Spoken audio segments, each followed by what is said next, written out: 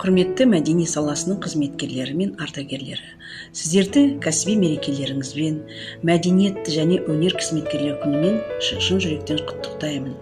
Мәдениет ұлттың қуаты, ғасырлар бойы үзілмей келе жатқан рухани болмысы, ақыл, ой, парасаты. Ауданымыздың мәдениет саласының қызметкерлері елдігімізді ғасырлар бойы мұра болған асыл қазынаны ұрпаққа жеткізу жолында ауқымды жұмыстар атқарылуда. Кітап атты рухани байлығымызды құрметтеп, мәдениетті өркендету баршамыздың ортақ мақсатымыз болып табылады. Бүгінгі ерекше мереке күні мәдениет саласының еңбегі сіңген аға буын өкілдеріне айтар алғысымыз шексіз.